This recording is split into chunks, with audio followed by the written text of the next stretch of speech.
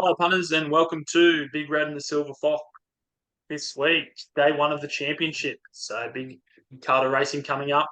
I'm joined by the Silver Fox himself, Tony. How are you, mate? Yeah, good Jake, good Jake. Big Red, you've knocked them out of the park this week, mate. You had two fat weeks in a row. Love your work. It was a great day last Saturday as well. Yeah, it was good to see the best bets salute for all three of us. Would have been nice if you put all three in a multi. I got Zayrek. Who'd you get? You got Prowess, Prowess, the Kiwis shone through. and Rob got Goldman. So it would have been nice if we multi all three of those up. I was kicking myself when I didn't at the end, but backed them also paid for dinner. Nice job. Rightio, we're at Randwick for day one of the championship. We are we're at a soft six at the moment. They're expecting a little bit of rain on Saturday, maybe, but can't imagine it's going to be too bad. I'd say anywhere from that soft five to maybe into the good if they don't get the rain. The rain comes, so probably a good to just a soft track. Can't imagine it's going to be heavy unless they get any unexpected rain. We'll have a look at this speed map for the TJ.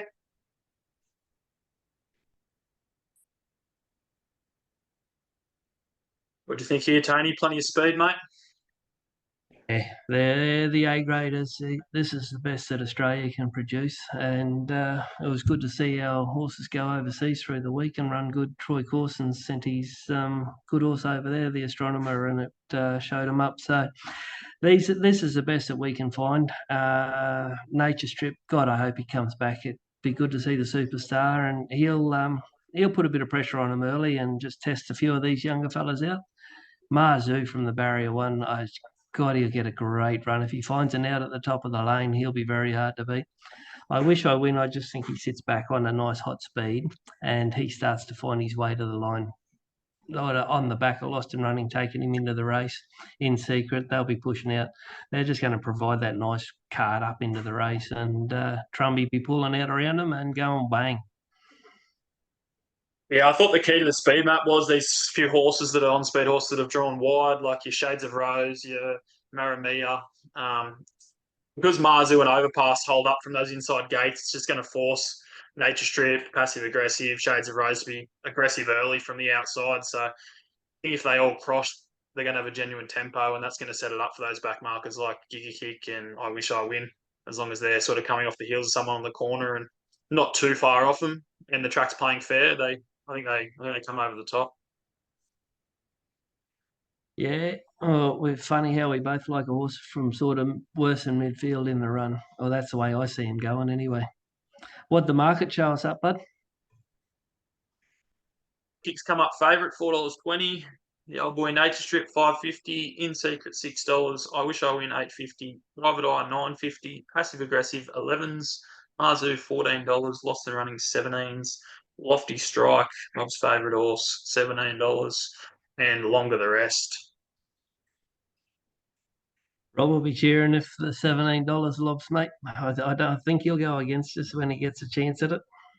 There's no chance he doesn't go against. He'll be going again after the two close seconds and the big price to this weekend. Poor bugger.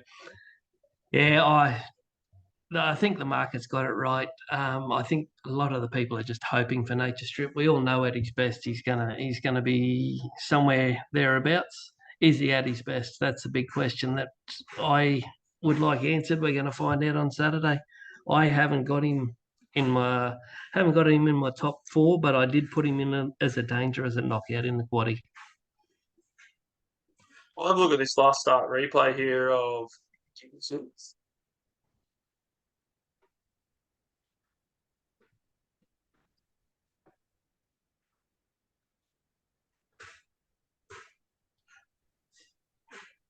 So this is the last start effort of Gear Kick. That's him back there in the white and the red with the red cap. Just looking for a run here on the turn, getting squeezed away. I thought this run was massive. Like on the day, you just couldn't make ground. When I got to the race and I was already all over it, I was a bit worried because nothing had made ground all day, and the market knew that and it drifted. And for it to like jump out of the ground here late and still run the splits it did, I just thought was a massive effort, especially over an unsuitable distance. Like now it gets up to its preferred trip of 1,200 metres, I think think that run just tops it off and keeps it ready for this. Yeah, Craig Williams would be bleeding that he hasn't got to stick with the horse. I know how big of an opinion he has of him. So yeah, he'll be sitting there cheering him on for sure and certain. Zachy Purton goes on. It's a pretty good replacement. You wouldn't want anyone else, would you? I don't think there's any other jockey in the world you'd want on your horse if you couldn't get the normal rider. Nah, and I think Zach might have an axe to grind after getting knocked off the other night by Huey Bowman in the big race overseas. I missed that one. I really like Wish. I wish I win. They say he's a superstar. I agree. I loved his win in the Golden Eagle last year. He races really exciting going the Sydney way. Uh, Putting him a long way on top. I do give a chance to Marzu. I give a chance to In Secret and Giga Kick. So my numbers were 6 from 4, 10, 15. My numbers for this race, so I've landed on Gear Kick on top. It's actually my best bet of the day, and I'll be unloading. I love the 420. If they want to let it keep drifting, I'm happy every time it drifts. I'll get on again. I think it just wins. Zachy Purton gets the chocolates for me. Dangers, yeah, I wish I win. Flying home from the back with him because of that genuine speed up front. And besides that, I think Nature Strip is. I think he's had his day. I think the young boys are about to take over and show him who the best sprinters in Australia are. Righto, mate. We'll move on to the Doncaster. Yeah, Doncaster, 24 acceptors. The only 4 that can't win it are the 4 down the bottom at the moment because they haven't got a run. It's the most open field that I've ever seen. It's amazing what 2,300,000 will do to the winner. It brings out the best. And yeah, the first day of the championships really represents quality. I can't wait to see what the market shows up in this, mate. What have we got? Is the market just here? So number 2, Mr. Brightside's our favourite, $5.50. We've got Alligator Blood $9.50, Fangirl $9.50, Converge 11s, Protagonist 11s, Zoogotcha 12s, Osipenko 14s, Golden Mile 18s, Communist 20s, Snatch 21s, Lindemann 23s. Assessor is $26. Open Your Heart 27s, Going Global 34s, Gentleman Roy 34s, Nugget 41s, Cepheus 41s. Old mate. And the longer the rest, I don't think we want to comment on any of those ones. We don't need to go much further down than that. I think we've covered them all anyway. Alligator Blood. He was probably just a little bit off down at in the Championship Mile down at the Valley last start. So he needs to bounce back. I think that's why they've gone back with Tim Clark on board, looking for a little bit of a drive, and it's going to open up the speed in the race. I think it's going to be a very hot run, Doncaster. How'd our punting form speed map show up, mate? Here's the speed map just here, presented by Punting Form. So the tricky thing is with these sort of races is a lot of horses have no weight, so the speed sometimes is the complete opposite for a few horses. Because if some horses draw wide and have no weight, their trainers go, "You've got no weight, let's go forward," which just makes these races even more truly run. Yeah, very true, very true. A lot of horses will say, "Oh, let's make this a true mile and run it right out." Used to be the Gay Waterhouse tribute races, so she's knocked up winning it, and represented by Alligator Blood here. She's going to be somewhere thereabouts again. This is Mr. Brightside, Alligator Mr. Blood. Brightside in the Champions Mile. Yeah, Mr. Brightside, Alligator. That's Nugget there. Nugget and Alligator Blood get in a bumping duel. You see Alligator Blood there. He straightened. He had his chance. Every horse in that race had its chance. It was a nice hot run race. I like the way Mr. Brightside attacked the line. He actually was running through the line. I can't see Alligator Blood turning the tables on him. I think there might be a changing of the guard there. What do you find out? What do you see in the replays? I really like Mr. Brightside. won this race last year with 50.5 kilos. Goes up in weight up to 55, but there has been winners in the past like Sacred Falls, who won it back-to-back years. And the year Sacred Falls won it, Sacred Falls had 56.5, where Mr. Brightside has 55.5, so a kilo less than that. So I think there's a chance that up in the weights, Mr. Brightside's still a massive chance. It's one of the only ones that's drawn a good barrier. So sort of just sits in behind him there and sort of lets him go hard in front and then can peel off the heels on the corner as long as he gets a little bit of luck. And once again, gets Zachy Purton. So another big tick for it. Got your favourite jock on, mate? Yeah, I'm tipping him into a big day if he goes 2 from 2 in the big ones. But like you said, it's a very open race. You could back a number of runners. I've got two big odds that I thought might be worth a small saver or a small spec, like Nugget coming out of that same race. So Nugget goes down 7.5 kilos for that run and gets a 4.5 kilo swing on Mr. Brightside.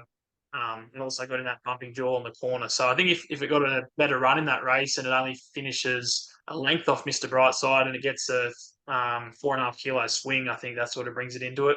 Once again, drawing a wide barrier, which when I was doing the form, I'd find something that I like, and the next minute it's wide barrier. But in the past, I've looked at wide barriers and put the pen through horses, and a lot of the times people pen these horses and they end up somehow getting a good run or somehow winning with no one on them.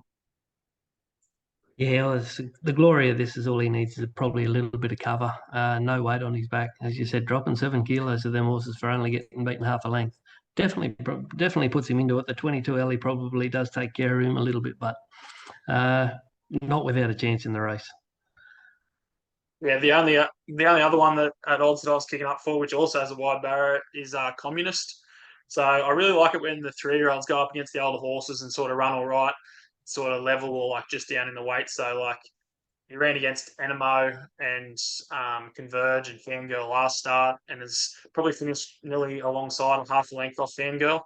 And Communist drops right down to 49 kilos. Like 49 kilos is nothing. It's Tyler Schiller, who's just come off Group 1 Glory a few weeks ago. But Schiller's going to have to be at his best to win from out there.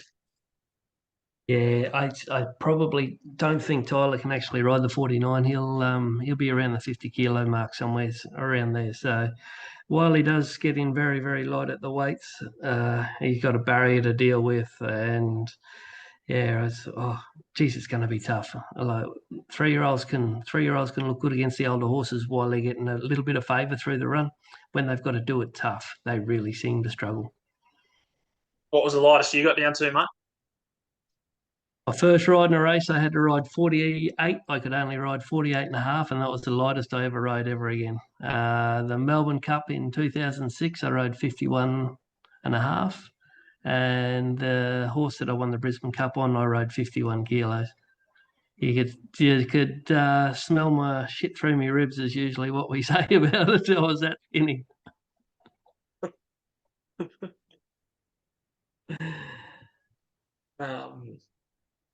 So which way have you landed on the race, mate? So who's your on topper in the dangers? Look, I like the way this horse won last start, Protagonist. Not real sure about the 2-week backup. He's untested at it, but they've brought him over here with a bit of a wrap on him. He lived up to the wrap last start, 17 Protagonist. I've gone all lightweights, so my other chances in the race, Golden Mile. Hope in your heart and Zoo Gotcha. If Zoo Gotcha gets any favours at all from that sort of barrier, Jesus, I like the way she's come up this preparation. Third up, she was massive win last prep. Third up, that's when she really hit a strap. So she'll be hard to beat as well. Got a little bit left field, 17 from 13, 15 and 16. Best bets for the weekend. I've already gone over mine. Giga Kick in the Everest. I've already explained why it just wins. I will be very happy if it wins. I'll be all over it on Saturday. What about you, Tony? My best bet comes up in the Derby. The Kiwis done it for me last week. This horse has come over with even better form. Roger knows how to prepare one for New Zealand, for Australia Derby. Sharp and smart, number 1. Hugh Bowman comes over to ride. Barrier 17 is going to hurt us, but I just think he's too far above these horses. They won't see which way he went. Sharp and smart, number 1 in the Derby is my best bet of the day. We'll go over the quaddie selections now. Last week, we got to the last leg, got knocked out by the favourite, mate. Mate, we're a little bit lucky. One of mine was scratched. You threw Bandersnatch in and it carried us through. We got to Tama Lane and I couldn't come into it second up, so I couldn't put it in my numbers. You left it out because I'd have bagged you for putting in a second up runner. Yeah, I think And we missed I out. think your words were Tamerlane, no, it can't win second up. Really, really sucked, but here we are. That's why it's called punting and not winning, mate. That's why it's called punting and not winning. Look, it's wide open first two legs in the quaddie this week. First leg of the quaddie, mate, wide open, but I think we can get it down in two for me. I like the 6, I wish I win, and 15 in secret. They're my two best chances. Beautiful. And I'll throw in my best bets. So Giga Kick the 10, and we'll put the old boy Nate Strip in because it'll be heartbreaking if he beats us. Certainly will be. Move on to the Doncaster. We've already covered the race, and as we said, it's wide open. We've come up with a few numbers between the two of us: 2, 5, 11, 13, 15, 16, 17, and 19. So we come up with 8 numbers. Still could miss, but we're hoping that one of them gets a coin for us. Yeah. So we got Mr. Brightside, the Florence Fangirl, 11, Nugget, 13, Dalton Mile, 15, Hope in Your Heart, 16, Zoo Gotcha, 17, Protagonist, and the 19, Communist. Nice. Move on to the Derby. My best bet of the day, but we've just put a couple of support runners in there with us. We got Sharp and Smart on top. I didn't mind the run of Mark Twain last start over there when it ran fourth behind Sharp and Smart, so I put him in as a chance. Do you find another runner in there? Yep, I've thrown another 2 in there. So I've thrown in the 2 Manzois for the Waller stable, and I put the other New Zealander in, Angelus, with my boy Zachy Purton on the That day for 6. Zach Burton, you've got no pressure on him at all, mate, have you? Yeah, imagine if he wins all 3. I'll look like a genius. He'll have troubles getting onto the plane to get back home when he's got to carry you on board as well because you'll be hugging him. Mate, move to the last leg. This was close to my best bet of the day, Opal Ridge. I couldn't find a reason why he got beat, but my numbers in the race were the 1 and the 2. Did you find any other runners in it? Yeah, we're just going to throw Magic Time in too. I agree with Opal Ridge. I think it's really hard to beat, but we'll just put 2 other promising runners in just in case. Which will land us on $100. Will get us 26%. Sounds bloody good. All the best, punters. Hey, Big Red, don't forget to tell us how to get hold of your late mail and all your best bets for the week. Yep, so head over to macbet.com.au if you want to be a subscriber. If not, you can head over to the Red and the Silver Fox Twitter, which that handle is red_silverfox_.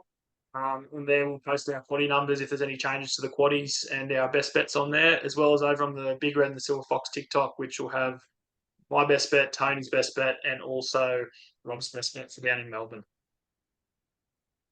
Have a lovely weekend, and I will see you next week. All the best, punters.